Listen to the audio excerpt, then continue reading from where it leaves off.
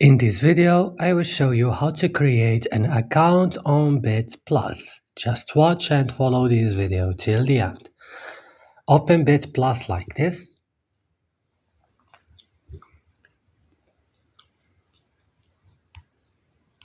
Right now, it's going to take you here to this page. Click on Get Started. And right now you have to write your email address, your password, your birth date, and your gender. Right now, after adding my information, click Agree and Continue. They told me I have to change the password. So I change it, click right now Agree and Continue. And you pick your plan. If you want to start with this or this. For me, for example, I want this. Click Agree and Continue.